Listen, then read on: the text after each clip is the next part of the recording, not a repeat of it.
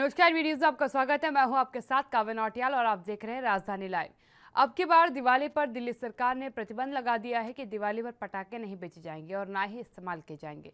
पर दिल्ली के पटाखा व्यापारियों का आरोप है कि दिल्ली के व्यापारियों पर तो प्रतिबंध लगा दिया गया, पर जनता तो दिल्ली से बाहर से पटाखे खरीद करके ला रही है, उस पर तो सरकार का ध्यान नहीं है। और अब दिल्ली सदर बाजार मार्केट के पटाखा व्यापारियों ने मार्केट में पोस्टर लगाए हैं कि दिवाली हिंदुस्तान में नहीं तो क्या पाकिस्तान में मनाएं। इस पोस्टर वॉर से दिल्ली सरकार की मुश्किलें खड़ी हो सकती हैं आने वाले निगम चुनाव में, क्योंकि इन व्यापारियों ने आम आदमी पार्टी के खिलाफ मोर्चा खोल दिया है। अब एक बड़ा सवाल खड़ा हो रहा है कि दिल्ली सरकार पॉल्यूशन पर कंट्रोल करने में लगी है, इसलिए पटाखों पर दिल्ली में रोक लगाई गई। पर जो जनता दिवाली के लिए दिल्ली के बाहर से पटाखों को खरीद कर ला रही है, उसका सरकार क्या करेगी? जनता अगर पटाखे इस दिवाली पर जलाती है तो पोल्यूशन तो होगा, और पोल्यूशन हुआ तो दिल्ली सरकार उसके बाद क्या निर्णय लेगी?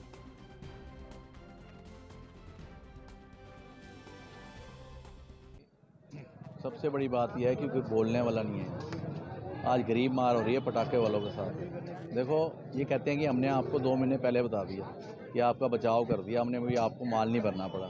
मैं ये कहता हूँ मई और जून के अंदर जो है पटाखे वालों ने माल भर लिया अपना, जिनका राजीव तिवारी मेरे संवाददाता दिल्ली से जुड़ चुके हैं।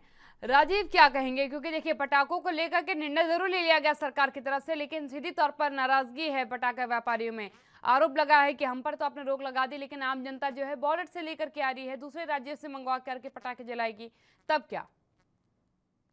देखिए, बिल्कुल सही कहा आपने। यहाँ पर बात करें जिस तरीके से दिल्ली सरकार की पॉल्यूशन के मद्देनजर रखते हुए दिल्ली सरकार ने समय रहते हुए कहीं न कहीं दिल्ली के जो व्यापारी थे, जो पटाखा व्यापारी जो पूरे साल इंतज़ार करते थे, उनके लिए कहीं न कहीं ये कहा गया कि आप लोगों को पटाखे का इस्तेमाल नहीं कर सकते, या पटाखे को भंडारण नहीं कर सकते, पटाखे पटाखे को बेच नहीं सकते हैं, चाहे वो ग्रीन लेबल के पटाखे हो या नॉर्मल पटाखे हों। मगर जिस तरीके से रोक लगाई गई थी, दिल्ली सरकार ने कहा था कि हम व्यापारियों को जो पिछली बार नुकसान हुआ था, तो उसके मद्देनजर रखते हुए समय से पहले ही इस पर रोक लगाई जा रही है। मगर जिस तरीके से पराली को लेकर कहीं न कहीं दिक्कतें थी और पराली निरंतर जलती हुई नज़र आ रही है, और कहीं न कहीं जो पराली का जो धुआँ है, यानी पॉल्यूशन है जो है, वो कहीं न कहीं दिल्ली के अंदर आता हुआ नज़र आ रहा है, और दिल्ली के अंदर जो आबो-हवा है, वो खराब होती नज़र आ रही है। और इसी को लेकर कहीं न कहीं जिस तरीके से पटाखों पर रोक लगाई गई, और पटाखा व्यापारी जो थे, वो कहीं न कहीं दिल्ली सरकार से काफ़ी हद तक नाराज़ होते हुए नज़र आए, क्योंकि उनका कहना था कि वो पूरे साल इंतज़ार करते हैं कि उनका जो व्यापार है वो दिवाली और दशहरे पर ही सबसे ज़्यादा होता है, और कहीं न कहीं उसको लेकर जिस तरीके से रोक लगाई गई, तो पटाखा व्यापारी साफ तौर पर दिल्ली सरकार के खिलाफ खड़े होते नज़र आए।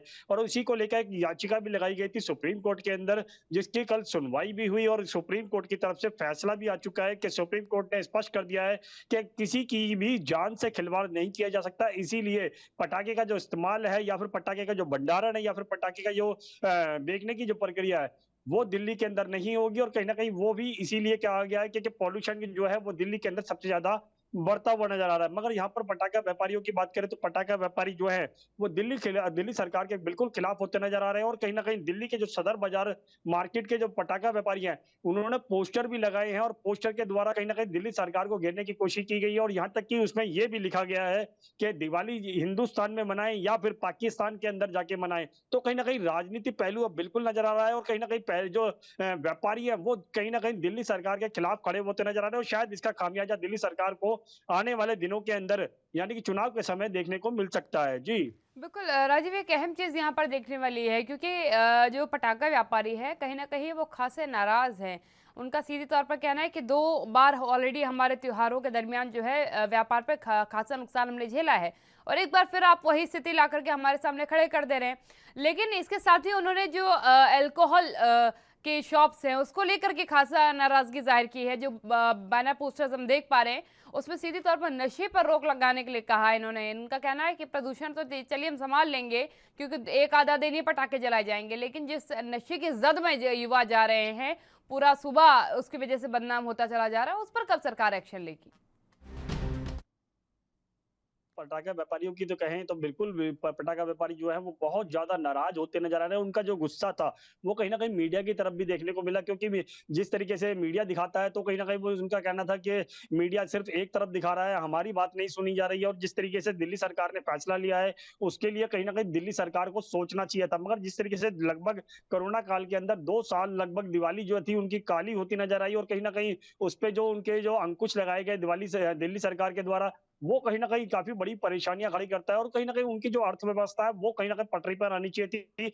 मगर पटाखा व्यापारियों की एक सबसे बड़ी और बात की थी कि जिस तरीके से सबसे ज़्यादा टैक्स जो है वो ये पटाखा व्यापारी ही देते हैं। सदर बाज़ार के जो मार्केट के व्यापारी हैं वो देते हैं। मगर जिस तरीके से अगर वो टैक्स नहीं देंगे तो फिर दिल्ली सरकार के पास जो कह सकते हैं पैसा है वो कहाँ से आएगा? और जो जो कह सकते हैं व्यापारी जब नाराज़ होंगे तो सोचिए कहीं न कहीं दिल्ली सरकार की मुश्किलें बनेगी। मगर यहाँ पर बात करें पोस्टर की, जो पोस्टर बैनर निकाले गए हैं और खुद दिल्ली सरकार के खिलाफ लिखा गया है कि उसके अंदर कि नशे को बढ़ावा दिया जा रहा है, और नशे के लिए कहीं न कहीं जिम्मेवार दिल्ली सरकार है। नशे पर अंकुश लगाना चाहिए, क्योंकि वो भी जान से खिलवाड़ किया जा रहा है, और कहीं न कहीं महिलाओं के लिए या फिर होम डिलीवरी जो वाइन को जो घर तक पहुँचाने की बात कही गई है, विस्की को घर तक पहुँचाने की बात की गई है, तो उसमें बढ़ावा क्यों दिया जा रहा है? सिर्फ़ और दिवाली की बात करें तो दिवाली पर सिर्फ़ 1 दिन नहीं, सिर्फ़ कुछ घंटों के लिए ही पटाखों का इस्तेमाल होता है, और पटाखे जो हैं वो कुछ घंटों के लिए ही जलाए जाते हैं। मगर यहाँ पर बात करें जिस तरीके से पटाखा व्यापारियों की, तो पटाखा व्यापारी साफ तौर पर दिल्ली सरकार से नाराज़ होते हुए नज़र आ रहे हैं, और कहीं न कहीं ये नाराज़गी छठ पूजा पर भी देखने को मिल रही थी, जो कहीं न कहीं भाजपा के लोगों ने कहीं न कहीं प्रदर्शन किया गया, और उसके बाद में दिल्ली सरकार ने छठ को लेकर कहीं न कहीं अनुमति दे दी गई। तो कहीं न कहीं दिल्ली के अंदर भी जो पटाखा व्यापारी हैं, उनके लिए भी कहीं न कहीं 2 घंटे की सही कहीं न कहीं वो राहत मिलनी चाहिए, मगर अभी तक कुछ भी राहत नहीं मिलती नज़र आ रही है। और वही बात चीज़, यानी कि और राज्यों के अंदर भी पटाखों के ऊपर पहले बैन लगाया गया था, उसके अंदर भी राहत दे दी गई है। यानी यूपी की बात करें, हरियाणा की बात करें, वहाँ पर भी पटाखों पर जो राहत दी गई है, पटाखा व्यापारियों के लिए और पटाखा यूज़ करने वालों के लिए। तो कहीं न कहीं दिल्ली सरकार के साफ-साफ कहीं न कहीं मुश्किलें ज़रूर खड़ी हो रही है। पर पटाखा व्यापारियों ने एक सवाल और सबसे बड़ा खड़ा कर दिया गया है कि जो दिल्ली के जनता है, वो पटाखे दिल्ली से नहीं खरीदेगी, यानी कि क्योंकि दिल्ली में बेचे नहीं जाएँगे। मगर जो दिल्ली से बाहर, यानी कि गाज़ियाबाद की बात करें, नोएडा की बात करें, या फिर गुड़गाँव की बात करें, वहाँ से पटाखे लोग बाग खरीद के खूब दुनिया भर के लेके आ रहे हैं, और दुगने से तिगने दामों के अंदर लेके आ रहे हैं। अगर वो लेके आ रहे हैं तो कहीं न कहीं उनका इस्तेमाल भी किया जाएगा, और इस्तेमाल होगा तो कहीं न कहीं दिल्ली के अंदर पॉल्यूशन बढ़ेगा, और दिल्ली सरकार इसके लिए ज़िम्मेवार बिल्कुल होती नज़र आएगी, और दिल्ली सरकार का अगला कदम क्या होगा इस पॉल्यूशन को रोकने के लिए, ये ज़रूर देखना होगा। जी। बिल्कुल राजीव, ये एक अहम बात व्यापारियों की तरफ से कही गई कि हमारा तो चलिए ठीक है, आपने बोल दिया कि आप नहीं सेल करेंगे ना उसको जो है अपने गोदाम में रखेंगे, लेकिन बाहर से जब लेकर के कस्टमर्स आएंगे, जनता आएगी और जलाएगी, तब भी तो आपको उसी समस्या का सामना करना है। क्या अभी तक इस पूरे पहलू पर किसी सरकारी प्रतिनिधि का जवाब आया है? क्योंकि देखिए ये बड़ा आरोप है जनता का या व्यापारी वर्ग का ही कह लीजिए, पटाखा व्यापारियों का। उनका कहना है कि हम लोग साल भर का लाइसेंस लेकर के, हमारे पास साल भर का लाइसेंस है पटाखे बेचने का। 2 ऐसे इवेंट्स होते हैं जिस पे ज़्यादातर पटाखे बेचे जाते हैं, और उसी दरमियान जो है रोक लगा दी गई है, और उसके बावजूद अब जो वहाँ की जनता है वो बाहर से मंगा के पटाखे जला रही है, यानी कि समस्या बिल्कुल वहीं पर खड़ी है कि पॉल्यूशन होगा ही होगा। बिल्कुल सही कहा आपने। यहाँ पर बात करें दिल्ली सरकार की, तो दिल्ली सरकार ने कहीं न कहीं पॉल्यूशन पे कंट्रोल करने के लिए रोक ज़रूर लगाई गई, मगर पटाखा व्यापारियों का जो नुकसान हुआ, क्योंकि लाइसेंस लेने के लिए भी एक प्रक्रिया होती है, और उसके अंदर भी कहीं न कहीं कुछ चार्जिंग दी जाती है, तो वो चार्जिंग उनकी डूबती नज़र आ रही है, क्योंकि जिस तरीके से 2 साल से उनका व्यापार नहीं चल रहा है, और कहीं न कहीं 2 साल से जो उनकी घर की अर्थव्यवस्था है, वो बिल्कुल चौपट है। मगर यहाँ पर बात करें जिस तरीके से पटाखा व्यापारियों ने सीधा-सीधा सवाल जो खड़ा करा है कि जो जनता दिल्ली की जनता है, वो बाहर से पटाखा खरीद के लेके आ रही है, क्या वो पटाखे इस्तेमाल नहीं किए जाएँगे? अगर उनको ऊपर कैसे अंकुश नहीं लगाया जा रहा है, तो फिर दिल्ली के व्यापारियों के ऊपर ही क्यों अंकुश लगाया जा रहा है?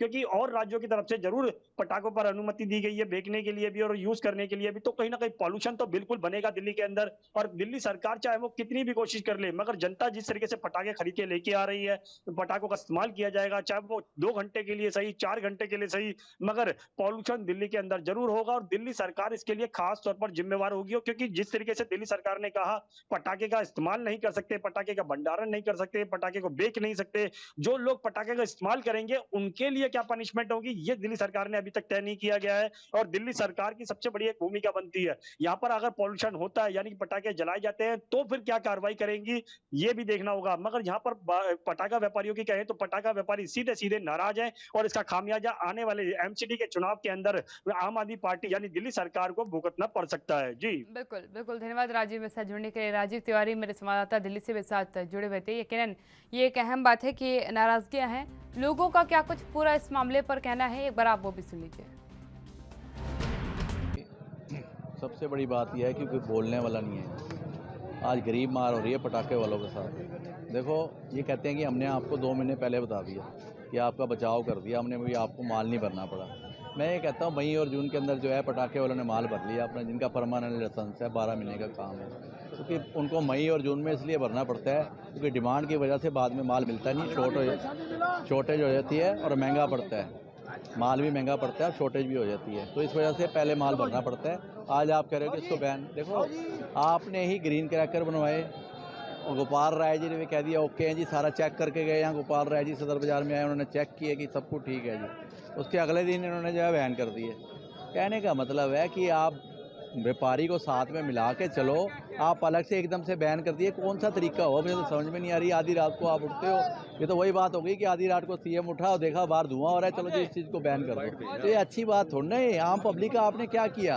आज लाखों लोग देखो बेरोजगार होकर घूम रहे हैं, खाली पटाखे वाले बेरोजगार नहीं हो रहे, उनकी लेबर देखो आप, एक एक दुकान के ऊपर 20-20, 25-25 लेबर काम करती है, वो कहाँ जाएगी लेबर? प्रदूषण की बात करते हैं केजरीवाल जी। आज देखो सदर बाजार हर मार्केट के अंदर बिना नकाब के घूम रहे लोग बाग, बीमारी है। और जहाँ ये दवाइयाँ फेंकते हैं उसमें मिलावट है, वो पानी फेंकते हैं, दवाइयाँ फेंकते नहीं हैं, तो मच्छर कहाँ से मरेगा? हर चीज़ नशे में बंद है। देखो नशा किसी को रोकते हैं? बस में जाओ, एक गेट खुला था, एक गेट बंद है, और उसमें सवारी लेडी चढ़ती है, उसको कोनी मारते हैं, तो उनकी क्या इज्जत है मुझे बताओ ना। सर जी, एक चीज बताइए कि जिस तरीके से दिल्ली सरकार ने पटाखों को बैन लगाया, आप लोग के दिवाली बनाने के लिए पटाखे खरीदने कहाँ जा रहे हैं? हम कहाँ जाएंगे बाबूजी, काम से खिलेंगे। अगर आपने पटाखे की दुकान में एक पटाखा रख दिया तो आप जो जेल में जाओगे, जो खर्चा लगेगा कौन देगा? कौन देगा मुझे बताओ ना। अगर किसी के पास ऐसे पटाखा रख दो जी, रखे हुए हैं, आज ये पिस्तौलें बिक रहे हैं, पहले लड़ियाँ बिकती थी, आज क्या कर रहे हैं? खाली पिस्तौलें बेच रहे हैं ना, पटाखे कहाँ से लाएंगे? बिक भी नहीं रही। दिल्ली सरकार का ये फैसला गलत है। गलत, हर चीज में गलत है। आज लड़कियां खड़ी हैं प्रदूषण के लिए, हर चौक के ऊपर डंडा लेके, उनकी तनख्वाह दे रहे हैं, तो गरीब की क्या हालत है? दिवाली के सीजन में बच्चे पटाखे ना चलाए तो दिवाली का मजा भी नहीं है ना। तो दैट्स मनाने के लिए पटाखे खरीदने के लिए आए हैं मार्केट के अंदर के, पटाखे मिले आप लोगों को? कुछ भी नहीं मिला, पिस्तौल ही देख रहे हैं बस। क्या लेके जाएंगे फिर बच्चों के लिए? कुछ भी नहीं है ही नहीं मार्केट में, तो क्या लेके जाएंगे आप बताओ। पिस्तौल लेने आए हैं, पिस्तौल लेके जा रहे हैं, वो भी यूजफुल है नहीं है। इनके पटाखे मिल रहे हैं क्या आप लोगों को? नहीं नहीं, ये पटाखे नहीं बच्चों जी, को कैसे खुश तो हो जाएंगे, छोटे छोटे बच्चे हैं, इन्हीं को खुश कर देंगे बस, छोटे से, और क्या। बस बच्चों को मनाने की कोशिश बस यही है, बट ये है कि कुछ मैसेज सरकार के लिए मैसेज है कि इतने सालों से त्योहार आ रहा है, तो अभी एक नए से कि पटाखे बंद है, तो ये चीज़ इतनी दुनिया चल रही है, हर एक चीज़ बंद करो, ये शराब भी बंद करो ना। पहले तो इतना नशा है क्या दुनिया में, आपने जगह जगह ठेके खोले हुए हैं, तो ये तो सरकार नहीं सोच रही ना चीज़ों के लिए, वो भी तो पैसा वेस्ट ऑफ मनी है ना। लोग पी रहे हैं, अपना शरीर जला रहे हैं, गला रहे हैं, फैमिलियों को वापस राशन वाशन का टेंशन ही आदमियों को, पीने की तो पता है वहाँ के लिए पैसे आ जाते हैं। लेकिन ये मेन तो मैटर हमारा पटाखों के लिए होना चाहिए। शिरोमणि अकाली दल ने अमृतसर में अटारी बॉर्डर से गोल्डन गेट तक रोष मार्च निकाला। पंजाब में बीएसएफ के अधिकार क्षेत्र में बढ़ोतरी के खिलाफ राजनीति जारी है। शिरोमणि अकाली दल ने अमृतसर में अटारी बॉर्डर से गोल्डन गेट तक जो है रोष मार्च निकाला है। गृह मंत्रालय की ओर से पंजाब में सीमा से 50 किलोमीटर तक अधिकार दिए जाने के विरोध में अकाली दल ने अंतर्राष्ट्रीय बॉर्डर अटारी से गोल्डन गेट तक मोटरसाइकिल रैली निकाली। इस रैली का नेतृत्व सुखबीर सिंह बादल ने पूर्व कैबिनेट मंत्री विक्रम मजीठिया और अनिल जोशी के साथ मिलकर किया है। इसमें बसपा के वर्कर्स भी शामिल हुए थे।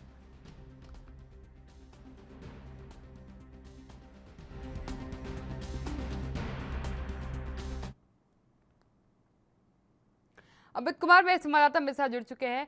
अमित, क्या कहेंगे, क्योंकि बीएसएफ के अधिकार क्षेत्र को बढ़ाए जाने के बाद से पंजाब की सियासत थमती नजर नहीं आ रही इस मामले पर। अब सुखबीर बादल ने रोष मार्च निकाला है, क्या लगता है आपको कि इस रोष मार्च का कुछ असर पड़ने वाला है केंद्र सरकार पर? ये देखिए, लगातार जब से बीएसएफ का कार्यक्षेत्र बढ़ाया गया है, पंजाब की राजनीति तेज हो गई है बीएसएफ के कार्यक्षेत्र को लेकर। चाहे हम बात करें खुद सभी पंजाब की सभी पार्टियों की, खुद कांग्रेस ने इसका जम के विरोध किया है, वहीं लगातार विरोधी कांग्रेस को ही इसके लिए जिम्मेदार मान रहे हैं। ठीक है, सीधे तौर पर वो कह रहे हैं कि चरणजीत चन्नी खुद गृह मंत्री से मिलने गए तो उनसे बॉर्डर सील करने की बात की गई थी, और उसके बाद वो इनडायरेक्टली, अगर हम कह सकते हैं कि कंसेंट दे आए थे बॉर्डर इंक्रीज करने को। उसके बाद एक ऑल पार्टी मीटिंग हुई थी जिसमें सभी पार्टीज के नुमाइंदे पहुंचे भी थे। जैसा आप देख रहे हैं कुछ दिन पहले ऑल पार्टी मीटिंग जिसमें हम क्या अकाली दल, अगर हम कह सकते हैं कि लोक इंसाफ पार्टी, आम आदमी पार्टी, कांग्रेस के खुद नवजोत सिंह सिद्धू, तो सभी पार्टी मतलब पंजाब की सभी बड़ी पार्टियां, बड़ी और छोटी, मैं ये सिर्फ बड़ी नहीं कहूँ, बड़ी और छोटी मतलब छोटे से छोटी पार्टी को भी बुलाया गया था इस ऑल पार्टी मीटिंग में, जिसके बाद फैसला लिया गया था कि एक सेशन बुलाया जाएगा, आगे का निर्णय लिया जाएगा और उसका खंडन किया गया। वहीं अगर आप देखें कि उस ऑल पार्टी मीटिंग के ठीक अगले दिन पंजाब के पूर्व मुख्यमंत्री कैप्टन अमरिंदर सिंह ने मीटिंग की थी और उन्होंने भी मीटिंग नहीं बोलूंगा मैं, उस बात की जगह उसे प्रेस कॉन्फ्रेंस की थी जिसमें उन्होंने इस कार्यक्षेत्र को बिल्कुल सही ठहराया। मतलब कि ऑल पार्टी मीटिंग में जहां एक तरफ सरकार खंडन करती हुई नजर आई तो दूसरी तरफ कैप्टन अमरिंदर सिंह ने उसको सपोर्ट किया है। आमतौर पे हम कह सकते हैं कि कैप्टन अमरिंदर सिंह लगातार बीएसएफ या फिर उनके आर्मी से रिलेटेड चीजों का सपोर्ट ही करते हुए नजर आते हैं, पर इन्होंने उस चीज को बिल्कुल जायज ठहराया। उन्होंने सीधे तौर पे एग्जाम्पल दिया जहां पे पंजाब सरकार ये कहती हुई नजर आ रही थी कि इससे 3 किलोमीटर तक, 3 से 5 किलोमीटर तक ड्रोन मिले हैं, तो उन्होंने सीधा एग्जाम्पल दे दिया 31 किलोमीटर का। तो वो एक बहुत बड़ा मसला उन्होंने खड़ा कर दिया सिक्योरिटी का।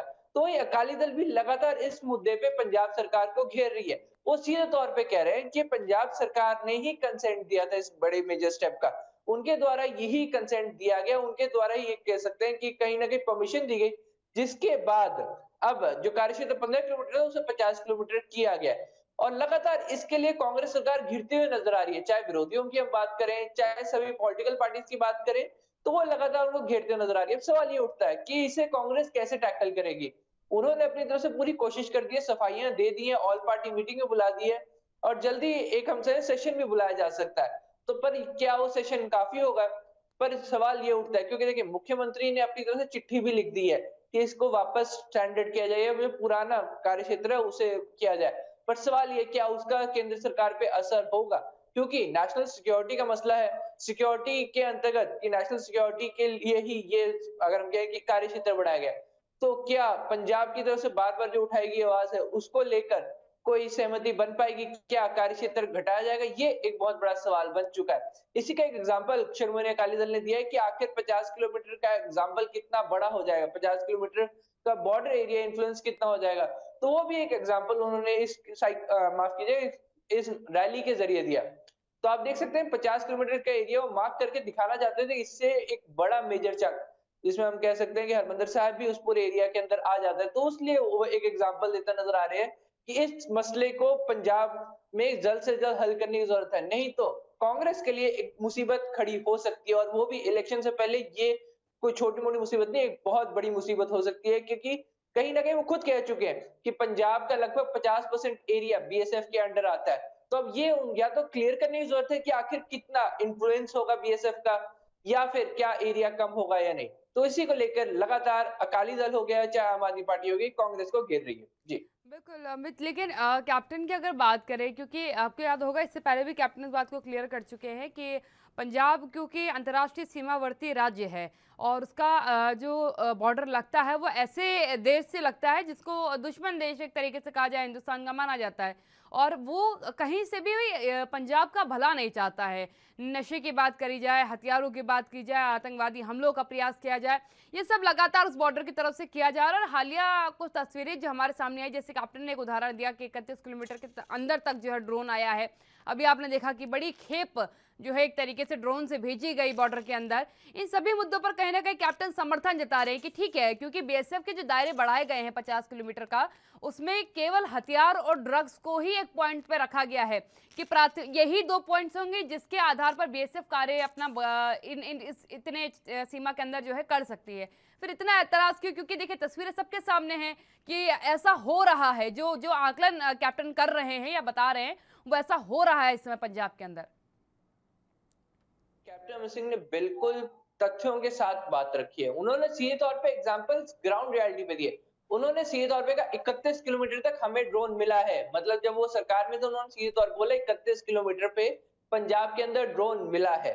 तो उन्होंने सीधे तौर पे ही पंजाब सरकार की बातों का खंडन कर दिया। जहां पंजाब सरकार ये कहती हुई नजर आई थी कि 3 से 5 किलोमीटर के दायरे में ही अब तक ड्रोन मिले हैं, तो ये एक सीधा बड़ा सवाल खड़ा कर दिया। साथ साथ उन्होंने एक और बात कही कि पंजाब सरकार जाने अनजाने में आम जनता से कई फैक्ट छुपा रही है, और इसी चीज पर उन्होंने जोर दिया कि पंजाब सरकार को खुल के सामने आने की जरूरत है कि वो उन पर्टिकुलर फैक्ट्स को उजागर करे। वो फैक्ट्स कौन से हैं, ये इस चीज पे जोर देते हुए नजर आए कैप्टन सिंह। अब ये फैक्ट्स किन से रिलेटेड है, शायद नेशनल सिक्योरिटी से रिलेटेड है, इसलिए उन्होंने खुद इनका अनाउंसमेंट नहीं की, तो शायद पंजाब सरकार ही इसको अनाउंस करने में केपेबल होगी। पर क्योंकि मुख्यमंत्री रह चुके हैं वो, तो उन्हें ऑलरेडी उन फैक्ट्स के बारे में पता है, पर उन्होंने ऐसे डिस्क्लोज नहीं किया। पर पंजाब सरकार के ऊपर जरूर उन्होंने बोला कि आम जनता के लिए उनको डिस्क्लोज करने की जरूरत है। उन्होंने हथियारों की बात की, उन्होंने ड्रग्स की बात की, उन्होंने बॉम्ब्स, जो टिफिन बॉम्ब्स आए थे उसकी बात की, जो कुछ समय पहले टिफिन बॉम्ब भी पकड़ा गया था बीएसएफ की तरफ से। उन्होंने कहा था कि अब ये टिफिन बॉम्ब यूज कहाँ होने हैं, आम लोग तो यूज नहीं करते, ऑफ कोर्स स्कूल में कहीं टेररिस्ट अटैक प्लान कर रहे हैं तो उसको एक बड़ी, हम कह सकते हैं पंजाब पुलिस या पंजाब सरकार को एक बड़ी कामयाबी मिली थी उस टेररिस्ट अटैक को रोक के। तो उन्होंने सीधे तौर पे बोला कि माहौल खराब करने की कोशिश की जा रही है, और उसी चीज के चलते ये नए स्टेप्स उठाए गए हैं, बीएसएफ का कार्यक्षेत्र बढ़ाया गया। उन्होंने सीधे तौर पे कहा कि पंजाब पुलिस की के काम करने पे मुझे कोई शक नहीं है, मुझे पूरी तरह से पता है कि पंजाब पुलिस पूरी तरह से सक्षम है जो उन्हें काम दिया जाए। उन्होंने ये चीज बताई कि पंजाब पुलिस का, इसका ये मतलब नहीं है कि पंजाब पुलिस हर एक चीज करेगी। सवाल ये है कि पंजाब पुलिस को इन टेररिस्ट से डील करने के लिए नहीं ट्रेन किया जाता, उसके लिए बीएसएफ ट्रेन की जाती है। इसलिए बीएसएफ का कार्यक्षेत्र बढ़ाने की जरूरत है कि वो सिर्फ टेररिस्ट मॉड्यूल्स और टेररिस्ट रिलेटेड, या फिर हम कहें जो इंटरनेशनल बॉर्डर से हथियार, ड्रग्स आ रहे हैं, उन सबको टैकल करने के लिए है। ना उन्होंने पंजाब पुलिस के कार्यक्षेत्र को इंटरवीन करना है, ना ही किसी तरह का उनका इन्फ्लुएंस होने वाला है। तो ऐसे में इसको पॉलिटिसाइज करने की जरूरत नहीं है।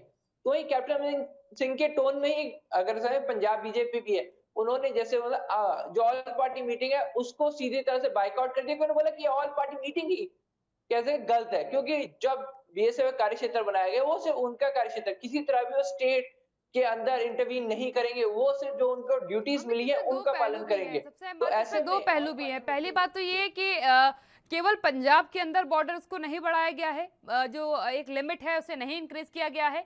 कुछ जगहों पर जहां पर ज्यादा था वहां पर कम किया गया है। एक तरीके से कह सकते हैं कि इक्वल बेसिस पर लाने, गुजरात, राजस्थान, पंजाब, पश्चिम बंगाल, ये 3 बॉर्डर से जहां पर बिल्कुल इक्वल बेस पर लेकर के आ गए हैं, क्योंकि राजस्थान या गुजरात में जो है आंकड़ा ज्यादा था, 80 किलोमीटर के तकरीबन था, उससे घटा करके 50 किया गया है। तो उसे इक्वल बेस पर करने का प्रयास किया गया। और दूसरी बात, जो इनपुट्स अब आ रहे हैं कि हथियार और ड्रोन्स जो मंगवाए जा रहे हैं उनकी तादाद और क्षमता ज्यादा है, वो तकरीबन 50 किलोमीटर से आगे की जो दूरी है वो भी पार कर सकते हैं, और उनका वेट बहुत लाइट होगा, जिसकी वजह से उसको आइडेंटिफाई करना बीएसएफ के लिए बड़ी कठिनाई का विषय है। क्योंकि देखिए अभी तक 15 किलोमीटर का एरिया बीएसएफ के एरिया में आता था, और उससे जब अंदर हथियार पहुंचने लगे, ड्रग्स पहुंचने लगे, ड्रोन्स की एंट्री होने लग गई, तो कहीं ना कहीं गवर्नमेंट को भी लगा कि अब एक सीमा को बढ़ाने की जरूरत है, क्योंकि हमारी सोच से आगे की क्षमता वाले हथियार भेजे जा रहे हैं।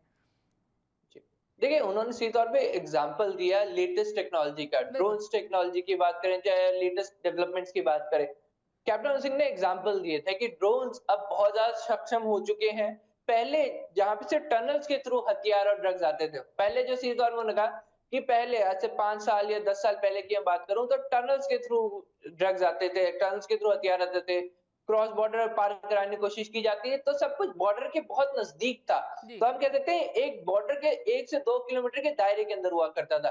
पर अब जब से ड्रोन टेक्नोलॉजी आई है, जब लगातार आप कह सकते हैं कि जब से पता चल कि ड्रोन टेक्नोलॉजी, तो अब इनकी रेंज 15, 50, 25, 30, 50 किलोमीटर तक पहुंच चुकी है। तो सीधे तौर पे एग्जांपल दिया उन्होंने, यही बताया कि ड्रोन्स तो अब इतने सक्षम है कि 100-100 किलोमीटर तक जा सकते हैं। तो वही बार-बार उनकी तरफ से सवाल उठाया गया, तभी ये स्टेप उठाया गया। जो स्टैंडर्डाइजेशन की हम बात करें कि जो बॉर्डर बीएसएफ एरिया को 50 किलोमीटर स्टैंडर्डाइज किया गया, तो कैप्टन सिंह ने इसके ऊपर बोला कि हर 2 साल में ये मीटिंग होती है, क्योंकि कहीं ना कहीं उनके ऊपर बीएसएफ के लेके भी उनको इल्जाम लगे हैं कि जब वो दिल्ली गए थे उसके बाद ये ऑर्डर आया, तो कहीं ना कहीं उनको भी इसके लिए जिम्मेदार ठहराया जा रहा था। पर इसके ऊपर कैप्टन सिंह ने सीधे तौर पे बोला कि हर 2 साल बाद सरकार इस चीज को रिव्यू करती है कि बीएसएफ का कार्यक्षेत्र बढ़ाना चाहिए, घटाना चाहिए। तो ऐसे में उनका कोई इन्फ्लुएंस नहीं है, वो तो खुद उनका ये उल्टा ये कहना था कि 2 साल का जो टर्म भी है वो भी बहुत लंबा है, इसको उल्टा घटा के 1 साल कर देना चाहिए, ये कैप्टन सिंह की तरफ से कहा गया था। खैर वो अलग चीज है, वो एक अलग पहलू है। पर सवाल जो कैप्टन सिंह उठा के चले गए कि जी हाँ, ये हमें मानना पड़ेगा टेक्नोलॉजी एडवांस हो चुकी है। उन्होंने एक और चीज भी बोली कि हमें ड्रोन्स का पता कैसे चला।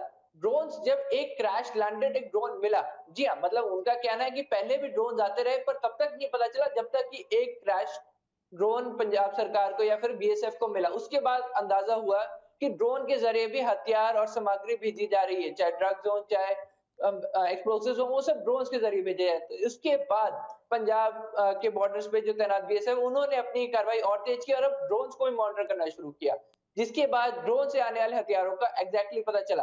पर सवाल कैप्टन सिंह ने ये उठा दिया कि जब हमें पता चला उसके बाद तो हमने काम करना शुरू कर दिया, पर उससे पहले भी तो ड्रोन्स आ रहे थे।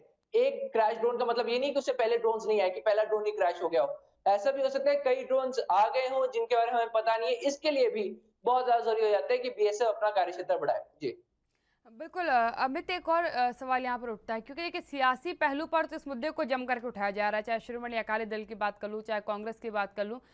ये दोनों ही राजनीतिक दल जम खम करके साथ प्रयास कर रहे हैं कि इस मुद्दे पर वो सरकार को घेर पाए, केंद्र सरकार पर हमलावर हो पाए। कैप्टन पर भी कहीं ना कहीं निशाना साधने का पूरा प्रयास है।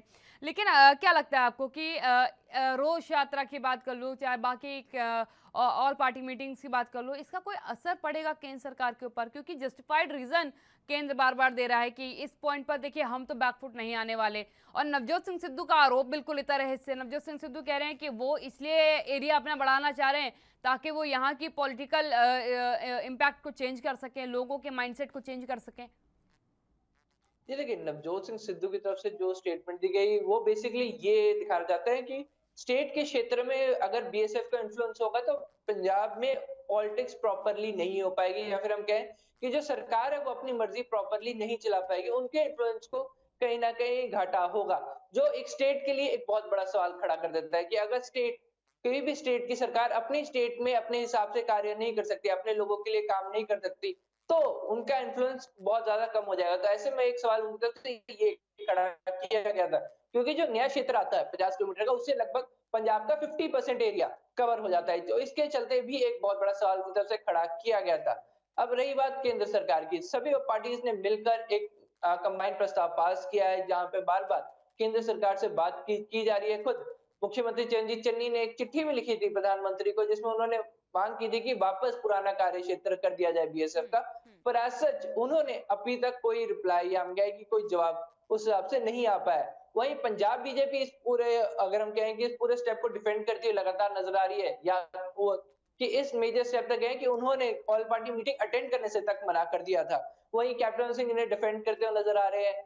पर वही अब बाकी सभी पार्टी जहां एक तरफ, क्योंकि उनको सीधे तौर पे लग रहा है कि अगर ये स्टेप आगे चलता रहा तो फिर पंजाब में पॉलिटिकल पार्टीज का इन्फ्लुएंस बहुत ज्यादा कम हो जाए, क्योंकि कहीं ना कहीं जैसे 50% ही अगर एरिया, अगर वो कहते हैं आम जनता के अंतर्गत आएगा, पंजाब पुलिस के अंतर्गत रहेगा, तो बहुत ज्यादा इन्फ्लुएंशियल दिक्कत आ जाएगी। क्योंकि कई एरियाज हैं, कई मेजर स्टेट्स हैं, जिसमें खुद हम कहेंगे अमृतसर का काफी बड़ा चंक टोटली इसके अंदर आता है, बीएसएफ के कार्यक्षेत्र अंदर आता है। तो इसलिए बार बार ये सवाल उनकी तरफ से उठाए जा रहे थे।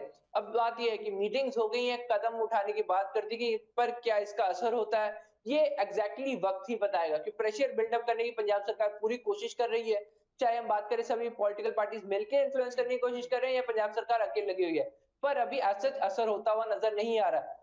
अगर हम देखें कल जो शिरोमणि अकाली दल से एक रैली निकाली गई थी, ये अब लोगों में जागरूकता डालने की कोशिश की, लोगों को बताना चाहते हैं कि ये स्टेप हो चुका है। बिल्कुल बिल्कुल, धन्यवाद अमित मेरे साथ जुड़ने के लिए। अमित कुमार मेरे संवाददाता चंडीगढ़ से मेरे साथ जुड़े थे। और यकीनन ये एक चिंता का विषय है, सियासत जरूर इस मुद्दे पर हो रही है, लेकिन किसी सूबे की सुरक्षा शायद सबसे बड़ा मुद्दा होता है। ये राजनीतिक दलों को भी समझना पड़ेगा, लेकिन आगे इस पर क्या फैसला होगा ये देखने वाली बात होगी। यार अपनी छोटे से ब्रेक के लिए जल्द हाजिर होते हैं।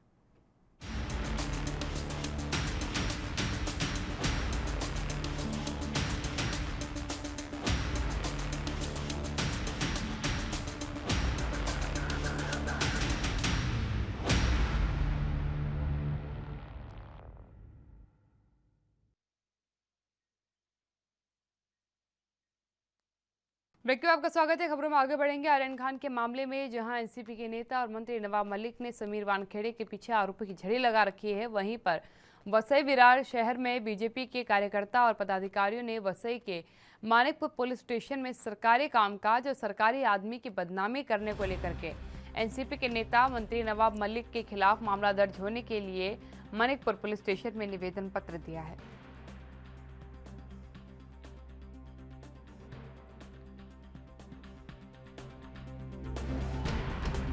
महाराष्ट्र का ईमानदार एनसीबी ऑफिसर समीर वांगड़ा का विरोध में जो आर्यन खान को जो गिरफ्तारी हुआ उसका हर दिन बैठ के उनका परिवार के ऊपर, उनका नातेवाईक के ऊपर जो आरोप करते हैं, जो महाराष्ट्र का राज्य मंत्री नवाब मलिक, ये बहुत गलत काम कर रहा है। और महाराष्ट्र जैसा 12 करोड़ लोग जो रहते हैं महाराष्ट्र में, और शिवाजी महाराज का महाराष्ट्र, तो अंदर आज ऐसा ट्रक माफिया का वक्ता बनकर नवाब मलिक जो स्टेटमेंट दे रहे हैं, ये एकदम सरासर गलत है। इसके ऊपर कार्रवाई होना चाहिए। भारतीय जनता पार्टी वसई विरार जिला की ओर से हमने आज इधर मणिपुर पुलिस स्टेशन में निवेदन दिया। भारतीय जनता पार्टी अकेला नहीं, पूरा पब्लिक उनका सपोर्ट में है। समीर वांगड़ा का सपोर्ट में पूरा जनता खड़ा है। और एक ईमानदार ऑफिसर को ये हालत अगर होता है वैसे महाराष्ट्र में, तो आगे काम। मुरारी सिंह मेरे संवाददाता मेरे साथ लाइव जुड़ चुके हैं, उनसे इस खबर पर चर्चा कर लेते हैं। मुरारी, क्या कहेंगे, क्योंकि देखिए स्थितियां कुछ प्रकार से हो चुकी कि समीर वानखेड़े को लेकर के लगातार नवाब मलिक अपनी बयानबाजियां जो है वो देते नजर आते हैं और अब भारतीय जनता पार्टी उनके खिलाफ कार्रवाई की मांग कर रही है। काव्या, देखिए, पिछले अगर 2 सप्ताह की बात करें तो सुबह और शाम सिर्फ देश की आर्थिक राजधानी मुंबई में नवाब मलिक और एनसीबी और समीर वानखेड़े की चर्चाएं चली थी। लेकिन अब बीजेपी जो है पूरी तरह से आक्रामक हो चुकी है। मुंबई से सटे हुए पालघर जिले, ठाणे जिले की बात करें तो अब जो कार्यकर्ता हैं वो पुलिस स्टेशनों में शिकायत दर्ज कराने के लिए पहुंच रहे हैं। और इसी कड़ी में मानिकपुर पुलिस स्टेशन में बीजेपी के कार्यकर्ताओं ने लिखित शिकायत दर्ज कराई है। देखना होगा कि क्या मंत्री नवाब मलिक के ऊपर पुलिस मामला दर्ज करती है, क्योंकि जो हवाला दिया गया है इस पत्र में, उसमें साफ तौर पर कहा गया है कि सरकारी काज में बाधा डाली जा रही है और उनके परिवार को, सरकारी कर्मचारी के परिवार को राजनीतिक तौर पर बदनाम किया जा रहा है। इस मामले में प्रशासन गंभीरता ले और मामला दर्ज करे, तो वहीं उनकी बहन भी अब पुलिस स्टेशनों में नवाब मलिक के खिलाफ मामला दर्ज कराने की अपील दे रही है। काव्या, बिल्कुल बुरारी जी, क्योंकि आर्यन खान केस के बाद से समीर वानखेड़े पे देखिए पहले भी कई बार ये आरोप लग चुके हैं कि समीर वानखेड़े के रडार पर ज्यादातर जो है वो बॉलीवुड स्टार्स ही रहे हैं। अभी तक कार्रवाइयों के दरमियान सबसे ज्यादा जो कार्रवाइयां हुई हैं वो बॉलीवुड स्टार्स पर हुई हैं। और नवाब मलिक के खुद के दामाद को लेकर के भी कहीं ना कहीं कई गंभीर आरोप नवाब मलिक उन पर लगा चुके हैं कि जानबूझ करके ये इस तरीके की चीज़ें करते हैं। लेकिन अब जिस तरीके से सपोर्ट में भारतीय जनता पार्टी उतरी है समीर वानखेड़े के, क्या लगता है आपको कि सरकार पर प्रेशर डालेगी कि इस प्रकार की कार्रवाई से रोके? क्योंकि समीर वानखेड़े ने अब तक जितने भी कार्रवाइयाँ की हैं उसमें कुछ ना कुछ आधार या सबूत जरूर मिले हैं। काव्या, देखिए, अगर जीरो ग्राउंड पे बात करें तो चाहे वो मुंबई के लोकल पुलिसकर्मी हो या फिर केंद्रीय एजेंसियां हो, या कह सकते हैं कि आम जनमानस, जिस तरीके से नवाब मलिक के बयान आए हैं, ये राजनीतिक प्रेरित होकर के समाज के ऊपर हुई कार्रवाई से प्रेरित होकर के इस तरीके की बयान दे रहे हैं, क्योंकि नाके नुक्कड़ चौराहे पर इस तरीके की चर्चाएं हो रही है और कहीं कहीं तो अब नवाब मलिक की जो है आलोचनाएं भी शुरू हो चुकी है। क्योंकि अगर एनसीपी कंट्रोल जिस तरीके से ड्रग्स के उजागर हुए थे और पिछले 2 सालों में जितनी खबरें आई थी, अगर फर्जी मामले थे तो इस मामले में सरकार की अन्य जो नेता हैं, चाहे कांग्रेस से हो चाहे शिवसेना से हो, मौजूदा मुख्यमंत्री उद्धव ठाकरे हो या उप मुख्यमंत्री अजित दादा पवार, इन लोगों के कोई बयान नहीं आ रहे हैं। जबकि प्रतिदिन जो है जिस तरीके से नवाब मलिक आरोप लगा रहे हैं, चाहे उनके निगाहनामे की बात हो, चाहे उनके पिता के नाम को लेकर के हो, या हिंदू या मुस्लिम के जात धर्म परिवर्तन को लेकर हो, तो इसे लेकर के अब कहीं न कहीं राजनीतिक सियासत भी शुरू हो चुकी है। और इस पर बीजेपी जो है वसई विरार जो महानगर पालिका कहा जाता है, मानिकपुर पुलिस थाने में लिखित शिकायत दर्ज कराई है। देखना होगा कि प्रशासन किस तरीके की गंभीरता लेती है और क्या इस मामले में कोई एफआईआर दर्ज करती है। जी बिल्कुल मुरारी जी, अपने आप एक बड़ा सवाल है, क्योंकि आपको याद होगा कि समीर वानखेड़े की पत्नी ने भी सीधे तौर पर नवाब मलिक पर गंभीर आरोप लगाए थे। उनका सीधा कहना था कि द्वेषपूर्ण रवैये के साथ नवाब मलिक इस तरीके की बातें कर रहे हैं, क्योंकि उनके दामाद के ऊपर भी समीर वानखेड़े ने कार्रवाई की है। लेकिन एक अहम सवाल यहाँ पर मुरारी जी उठता है, क्योंकि देखिए नशे की जद में कहीं ना कहीं महाराष्ट्र जा रहा है। मुंबई खासकर अगर नाम लिया जाए तो गलत नहीं होगा और उस पर लगातार कार्रवाइयां हो रही हैं। इससे इतर अगर समीर वानखेड़े के केस को देखा जाए, क्योंकि नवाब मलिक का जो आरोप है वो उनके धर्म को लेकर के है, उनकी जॉब को उनको मिलने को लेकर के है, तो इन दो मैटर्स को आपस में बार बार मर्जअप क्यों किया जा रहा है? क्योंकि समीर वानखेड़े बतौर क्योंकि जोनल डायरेक्टर हैं एनसीबी के, तो उनका काम है नारकोटिक्स पर वर्क करना, ड्रग्स पर वर्क करना। और जाति धर्म की बात की जाए तो ये बिल्कुल अलग मुद्दा है कि ये पर्टिकुलर उनको लेकर के बात की जाए, लेकिन उनकी कार्रवाई और उनके जाति धर्म दोनों को एक साथ जोड़ के पैरामीटर को क्यों प्रेजेंट किया जा रहा है? देखिए काव्या, यही हम भी कहना चाह रहे हैं कि अगर समीर वानखेड़े के ऊपर जो आरोप लग रहे हैं ये अन्य लोगों द्वारा क्यों नहीं लगाए जा रहे हैं, सिर्फ नवाब मलिक द्वारा ही क्यों लगाए जा रहे हैं? क्यों? क्योंकि नवाब मलिक के जो दामाद थे वो एनसीबी की गिरफ्त में थे। कई बार पूछताछ सुसाइड केस के बाद से जो जांच चली थी उसमें उनके पसीने छूट चुके थे और शायद कह सकते हैं कि ये बदले के भावने से इस तरीके की बातें की जा रही है। अगर नवाब मलिक के पास कोई बयान, कोई डॉक्यूमेंट है, कोई दस्तावेज है तो मुंबई पुलिस में मामला दर्ज कराए। मुंबई पुलिस के एक से एक ब्रांच और शाखाएं हैं, उनमें वो शिकायत दर्ज कराए, पूरे मामले की जांच कराए। खाली उठ सुट ढिढोरा पीटने से सच्चाई नहीं आएगी। इस पूरे मामले की जांच चल रही है, जहां एनसीबी के भी जिम्मेदार जो अधिकारी हैं वो जो है कि मुंबई पहुंचे हैं, इस पूरे मामले की जांच कर रहे हैं और मुंबई पुलिस भी इस मामले की जांच कर रही है। काव्या, बिल्कुल, धन्यवाद मुरारी जी मेरे साथ जुड़ने के लिए। मुरारी सिंह मेरे संवाददाता मेरे साथ जुड़े हुए थे। यकीनन पहलू अलग अलग है और अगर आपके पास सबूत है तो जा करके उस पर या तो मुकदमा दर्ज करवाइए या कानूनी कार्रवाई की जो प्रोसीजर है उसको फॉलो करिए। अगली खबर का रुख कर लेते हैं। मध्य प्रदेश के पूर्व मुख्यमंत्री कमलनाथ सिंह चौहान ने प्रधानमंत्री नरेंद्र मोदी पर तीखा हमला बोला है। उन्होंने कहा है कि प्रदेश कुपोषण की चपेट में आता जा रहा है, लेकिन सीएम शिवराज सिंह चौहान ध्यान नहीं दे रहे। साथ ही उन्होंने कहा कि मैंने प्रदेश में हजारों गौशाला बना करके गौ माता की रक्षा की और बीजेपी सरकार गौ माता को भोजन तक नहीं दे पा रही है। कमलनाथ ने कहा कि कुपोषण ने प्रदेश के हर जिले में अपने पैर पसार लिए हैं। भूखा बचपन हमें शर्मसार कर रहा है। वहीं दूसरी तरफ कमलनाथ ने प्रधानमंत्री नरेंद्र मोदी पर हमला साधते हुए कहा कि मैं देश नहीं बिकने दूंगा से शुरू हुआ मोदी सरकार का सफर आज देश नहीं बचने दूंगा के राह पर चल पड़ा है।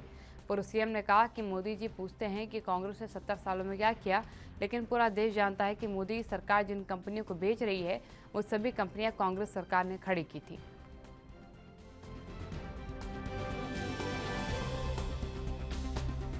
मैं देश नहीं बिकने दूंगा से शुरू हुआ मोदी सरकार का सफर आज देश में कुछ नहीं बचने दूंगा की राह पर चल पड़ा है।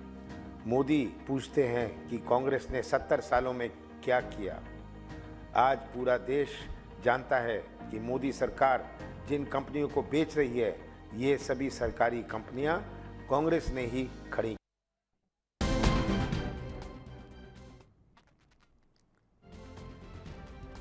तो आपने पूर्व सीएम कमलनाथ को सुना। सीधे तौर पर आरोप कुपोषण को लेकर के भी गंभीर आरोप लगाए हैं। इसके साथ ही देश नहीं बिकने दूंगा वाले जो नारे थे को लेकर के भी उन्होंने केंद्र सरकार को आड़े हाथों लिया है। नाराजगी सीधी तौर पर है और इसके साथ उन्होंने कहा कि हमने जो गौशालाएं बनाई थी उनमें हमने कई गायों को बचाया, उनका पालन पोषण किया, लेकिन अब जब से शिवराज सिंह चौहान की सरकार आई है तब से उन गायों को भोजन तक नहीं मिल पा रहा है, बच्चों को खाना नहीं मिल पा रहा है। कुपोषण ने प्रदेश के हर ज़िले में पैर पसार लिए हैं। तो ये एक बड़ा मुद्दा है जिसको लेकर के कहीं ना कहीं कमलनाथ ने शिवराज सरकार को घेरने का प्रयास किया है।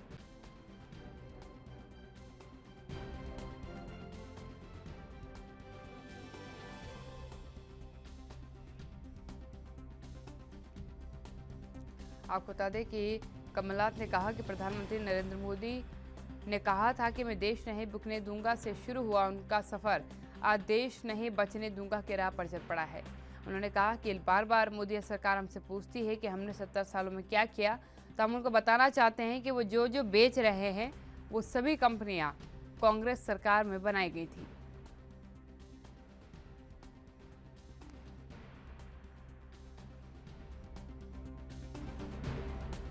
तो आपको बता दें किसी तौर पर मध्य प्रदेश की सियासत कहीं ना कहीं गर्माती नजर आ रही है।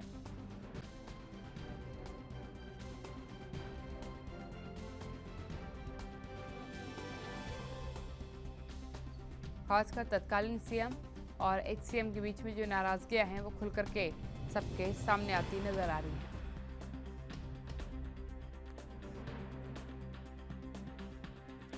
कुपोषण पर कमलनाथ सरकार ने शिवराज सिंह चौहान को खासा घेरा है। सीधी तौर पर कहा कि अब सूबे के हर जिले की स्थिति यह है कि हर जिले में कुपोषण ने पैर पसार लिए हैं। कैसे इसे रोका जाएगा, ये अपने आप में एक बड़ा सवाल है, क्योंकि देश नहीं बिकने दूंगा का नारा देने वाले व्यक्ति ने ही पूरा देश बेच कर रख दिया। और बार बार जब हमसे पूछा जाता है कि हमने 70 सालों में क्या किया, तो उसका जवाब देते हुए कमलनाथ ने कहा कि जो कुछ बेचा जा रहा है वो सब हमने खड़ा किया है।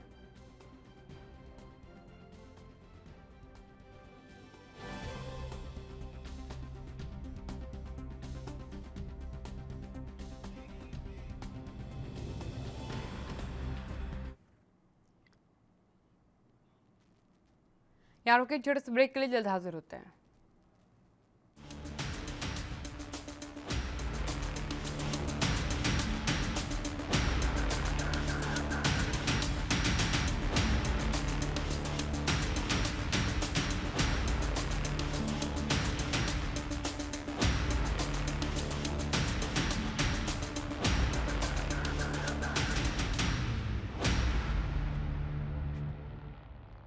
विजय तिवारी मेरे संवाददाता भोपाल से लाइव जुड़ चुके हैं। विजय, क्या कहेंगे कमलनाथ के अगर आरोपों की बात करें, कितना सत्य है इस आरोप पे, कितनी सत्यता है कि लगातार सूबे के जिलों में जो है कुपोषण के मामले बढ़ते जा रहे हैं? मध्य प्रदेश के पूर्व मुख्यमंत्री कमलनाथ सिंह चौहान ने एक बयान जारी करते हुए कहा कि मध्य प्रदेश में इन दिनों कुपोषण अपना पैर पसारता जा रहा है। कुपोषण पूरे जिले में अपना पैर पसार चुका है, लेकिन प्रदेश के मुख्यमंत्री शिवराज सिंह चौहान कुछ नहीं कर रहे हैं। वह सिर्फ विकास के दावे करते हैं, लेकिन जमीनी हकीकत शून्य है। लगातार पूर्व मुख्यमंत्री के द्वारा कई पलटवार किए गए और प्रदेश के मुख्यमंत्री के ऊपर निशाना साधा गया। साफ तौर पर पूर्व मुख्यमंत्री के द्वारा बोला गया कि कुपोषण हर जिले में अपना पैर पसार चुका है, लेकिन प्रदेश के मुख्यमंत्री अभी तक उस पर कोई भी एक्शन नहीं लिए हैं, जिससे कि आए दिन भूखमरी भी बढ़ रही है और छोटे छोटे जो बच्चे हैं वह भी भूख से तड़प रहे हैं, जो कि शर्मसार कर देने वाला मामला है। उन्होंने साफ तौर पे कहा कि जब वह देखते हैं कि कुपोषण हर जगह पैर अपना पसार रहा है और जिलों तक पहुंच गया है, और जब भूखे बच्चों को वह देखते हैं कि वह भूखे हैं छोटे छोटे बच्चे, तब शर्मसार कर देने वाली ये तस्वीरें रहती हैं। और कहीं ना कहीं ये मध्य प्रदेश के मुख्यमंत्री को भी इसमें शर्मिंदगी महसूस होनी चाहिए। पूर्व मुख्यमंत्री के द्वारा साफ तौर पर बोला गया कि जब उनका कार्यकाल था तो उनके द्वारा गौशालाएं बनवाई गई गौ माता की रक्षा करने के लिए, लेकिन जब से बीजेपी सरकार आई है तो गौ माताओं के लिए भोजन की व्यवस्था उपलब्ध नहीं हो पा रही है। वह हजारों गौशालाएं तो बनवा दिए, लेकिन बीजेपी सरकार के आते ही गौ माताएं भूखे सड़कों पर मरने को विवश हो गई हैं। लगातार ऐसी तस्वीरें देखने को मिलती हैं कि कई गौ हाईवे पर एक्सीडेंट के कारण रोज मर रही हैं, जो कि बीजेपी सरकार की कहीं ना कहीं कमी दिखाती है। बिल्कुल विजय का एक अहम सवाल यहाँ पर खड़ा होता है, क्योंकि स्थितियों की जब बात करते हैं, क्योंकि कमलनाथ जो आंकड़े लेकर के सामने आए हैं कि हमने तो गायों को पाला है, गौशालाओं में उनको हर व्यवस्था मुहैया कराई है, लेकिन जब से शिवराज की सरकार आई है तब से उन गायों को भरपूर भोजन तक नहीं मिल पाया है। वास्तविकता से इतना इसका कितना लेना देना है, कि या फिर इसको केवल आरोप, राजनीतिक आरोप माना जाए? अगर बात करें पूर्व मुख्यमंत्री के कार्यकाल की, तो जब पूर्व मुख्यमंत्री का कार्यकाल था तो उनके द्वारा गौशाला निर्माण कार्य शुरू करवाया गया था और गौशाला निर्माण कार्य शुरू था।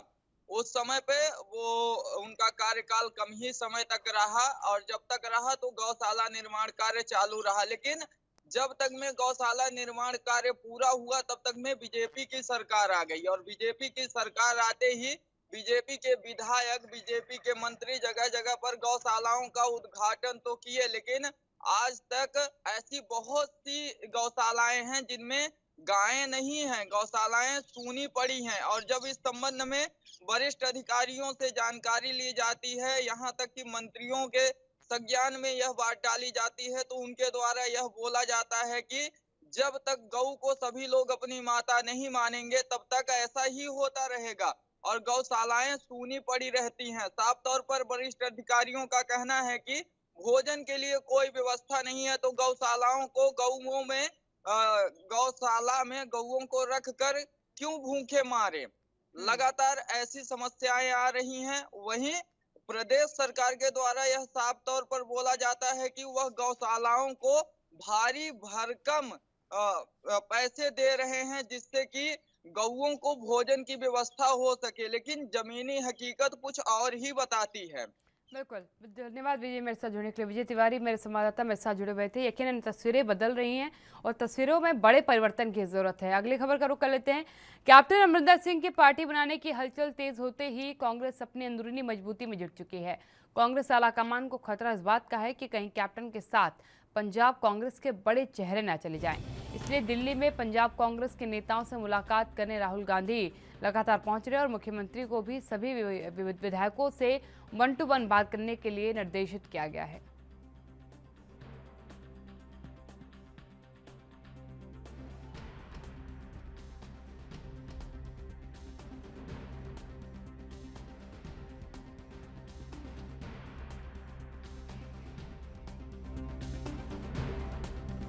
कुलबीर दीवान ब्यूरो चीफ पंजाब से मेरे साथ जुड़ चुके हैं।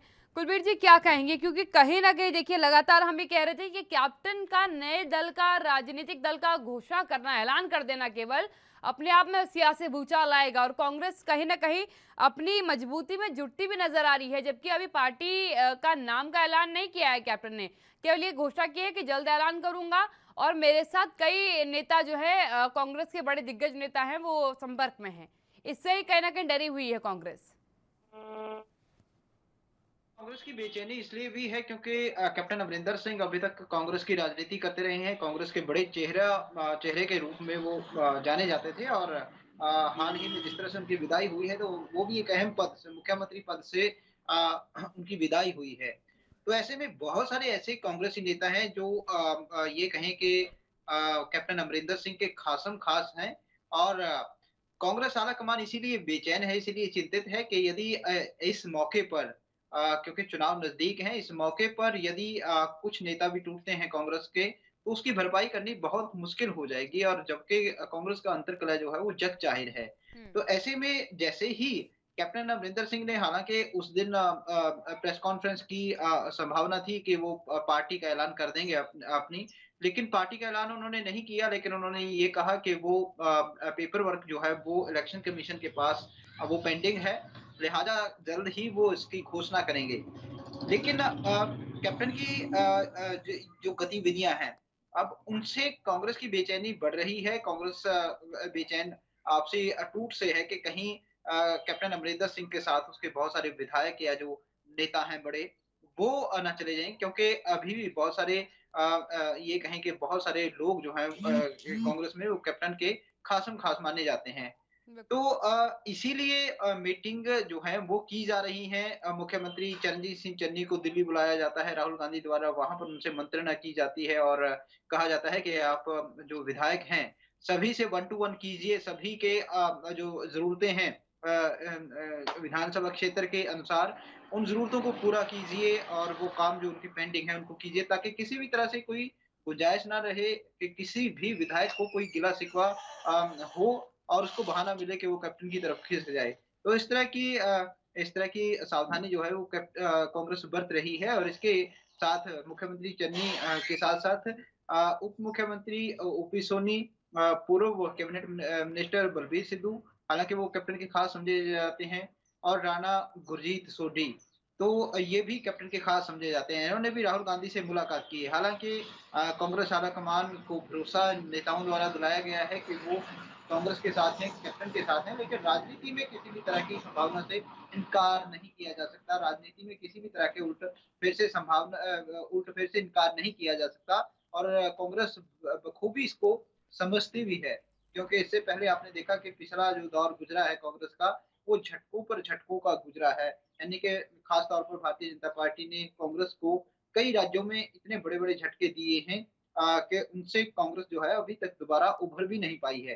तो ऐसा ही हाल कोई पंजाब में ना हो और कैप्टन इसके सिरोधार ना बने, इस तरह की सावधानी बरत कर ये मीटिंगों का दौर जो है वो जारी है, चाहे वो फिर दिल्ली की बात करें या फिर पंजाब की बात करें। जी। बिल्कुल कुलबीर जी, एक सवाल यहाँ पर उठता है क्योंकि ये देखिए जब कोई विधायक ये निर्णय कर लेता है कि वो उस दल का साथ नहीं देने वाला है, तो उसे बचा पाना या रोक पाना ये अपने आप में सबसे जटिल कार्य होता है। खासकर अगर कैप्टन की बात मैं करती हूँ, कैप्टन ने जिस तरीके से दावा किया था कि एक बड़ी तादाद है विधायकों की जो मेरे समर्थन में है। इससे पहले जब उन्होंने मुख्यमंत्री पद से इस्तीफा दिया था, उससे पहले भी वो अपना शक्ति प्रदर्शन 2 बार कर चुके थे। उन्होंने अपनी ताकत की आजमाइश की थी कांग्रेस के सामने कि आप हल्के में मेरी बात को मत लीजिए, और अब इस बात से डरा हुआ है कांग्रेस आला कमान भी, इसीलिए 1 टू 1 करने की बात कर रहा है विधायकों से। तो क्या लगता है आपको कि 1 टू 1 करने से रोक पाएंगे वो अपने नेताओं को? देखिए, राजनीति आज की जो राजनीति है मौका प्रस्ती की राजनीति है। नैतिकता की राजनीति जो है वो उसका दौर जो है वो गुजर चुका है और मौका प्रस्ती की राजनीति है जिसे पार्टियां भी खूब समझती हैं, बखूबी समझती हैं और इसलिए कोई भी संभावना जो है उससे इनकार नहीं किया जा सकता कि कौन किसके साथ होगा, कौन किसके साथ नहीं होगा। ऐसी कोई भी अटकलें जो है वो लगाना काफ़ी मुश्किल हो जाता है क्योंकि कैप्टन अमरिंदर सिंह की ही यदि बात करें, सबसे बड़ा चेहरा पंजाब में कांग्रेस का थे और कांग्रेस के नाम से कैप्टन को जाना जाता था और कैप्टन के नाम से कांग्रेस को पंजाब में जाना जाता था। लेकिन जिस तरह से अब उनकी भारतीय जनता पार्टी के साथ नजदीकियां बढ़ी, बेशक हालात कुछ भी रहे हों, लेकिन अब ये बातें खुलकर खुद कांग्रेसी ही कह रहे हैं कि कैप्टन अमरिंदर सिंह कांग्रेस में रहते हुए, कांग्रेस के मुख्यमंत्री रहते हुए भारतीय जनता पार्टी के साथ उनकी नजदीकियां थी। तो ऐसे में ये कहें कि मौका प्रस्ती की राजनीति है और मौका प्रस्ती की राजनीति में संभावनाएं जो हैं वो और भी कई गुना बढ़ जाती हैं कि कोई भी नेता कहीं भी पलटी मार सकता है, किसी भी तरह के सियासी समीकरण किसी भी समीकरण जो है वो किसी भी विधानसभा क्षेत्र या किसी भी स्टेट या किसी भी देश में बन सकते हैं। जी। बिल्कुल। कुलवीर जी, अगर बड़े नेताओं ने कांग्रेस का साथ छोड़ा, जो कैप्टन के साथी सहयोगी जिन नेताओं को कहा जाता है, अगर उन्होंने कांग्रेस का साथ छोड़ा तो कांग्रेस को कितना नुकसान आगामी चुनाव में हो सकता है? देखिए, कांग्रेस को फिलहाल तो यही कहें कि कांग्रेस को नुकसान पे नुकसान ही हो रहा है। यदि कैप्टन अमरिंदर सिंह ही उससे छिटक गए हैं तो सबसे बड़ा नुकसान तो उनको कांग्रेस को यही कहा जा सकता है। हालांकि कांग्रेस मानने को तैयार नहीं, लेकिन एक कद्दावर नेता जैसे मैंने पहले बताया है, कैप्टन अमरिंदर सिंह के बारे में कोई बताने की जरूरत नहीं है और कैप्टन अमरिंदर सिंह का कद है जिसकी वजह से कहीं न कहीं जो भारतीय जनता पार्टी है वो बागो-बाग हो रही है। यानी उसको एक बड़ा हौसला मिला है कैप्टन द्वारा ये ऐलान कर दिए जाने से कि वो भारतीय जनता पार्टी के साथ चल पड़ेंगे विधानसभा चुनाव में यदि किसानों का मुद्दा जो है वो हल हो जाता है। तो ऐसे में जो कैप्टन का कद है इस वक़्त वो यदि कांग्रेस की नज़र से ना देखे क्योंकि कांग्रेस जो है वो अपनी खाल बचाने के लिए, अपनी ज़मीन बचाने के लिए कैप्टन को कमज़ोर बताएगी, लेकिन कैप्टन का यदि कद नापना है तो वो उन पार्टियों की नज़र से नापना चाहिए, जो पार्टियां उसको अपने साथ जोड़ने में लालायत हैं, खासतौर पर भारतीय जनता पार्टी। उनको कैप्टन की जो राजनीतिक मजबूती है वो समझ में आ रही है। तो ऐसे में कांग्रेस का आने वाले दिनों में और भी नुकसान हो ऐसी संभावना इसलिए बनी हुई है क्योंकि कैप्टन जो है वो कांग्रेस को अब हर हाल नुकसान पहुंचाना चाहेंगे और इसके बिल्कुल। लिए उनके पास एक अच्छा खासा जो समर्थन है वो कांग्रेस के अंदर से ही बीच से ही उनको मिल सकता है। और लेकिन सबसे बड़ी चिंता की बात ये है कि अब जो नुकसान होगा उसकी भरपाई जो है वो इतनी जल्दी नहीं हो पाएगी क्योंकि विधानसभा चुनाव जो है वो ऑलरेडी आ चुके हैं। आपने देखा होगा कि तमाम बाकी पार्टियां जो है चाहे भारतीय जनता पार्टी की बात करें जिसको सबसे कमजोर पंजाब में समझा जाता है, हुँ। आम आदमी पार्टी की बात करें, केजरीवाल जो है वो दिल्ली के चक्कर पे चक्कर लगा रहे हैं और यहाँ के मुख्यमंत्री वो दिल्ली के चक्कर लगा रहे हैं। वो अपनी सियासी जो उठापटक हो रही है उसको रोकने के लिए, जबकि आम आदमी पार्टी के दिल्ली के मुख्यमंत्री जो हैं वो यहाँ पर अपनी राजनीतिक जमीन मजबूत करने के लिए बिल्कुल। लगातार जनता के बीच में जा रहे हैं, लेकिन कांग्रेस को जनता की फिलहाल सुध नहीं है क्योंकि अपना ही घर जो है वो सुरक्षित नहीं है फिलहाल ये कहें।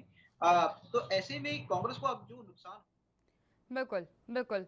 धन्यवाद कुलवीर जी मेरे साथ जुड़ने के लिए। कुलवीर दीवान ब्यूरो चीफ मेरे साथ जुड़े हुए थे। यकीनन ये एक अहम मुद्दा है। देखिए कैप्टन का दल से अलग हो जाना, नई पार्टी का ऐलान कर देना और उसके बाद कहीं ना कहीं कैप्टन का ये कहना कि एक बड़े नेता हैं जो ऑलरेडी मेरे संपर्क में है, एक बड़ी तादाद है, ये कहीं ना कहीं कांग्रेस की आला कमान के लिए एक बड़ा चिंता का विषय है, जिसका हल अब का आला कमान ढूंढने का प्रयास कर रही है। राजधानी लाइव में मेरे साथ फिलहाल इतना ही। देश और दुनिया की तमाम खबरों के लिए आप बने रहिए एनवी न्यूज़ के साथ। नमस्कार।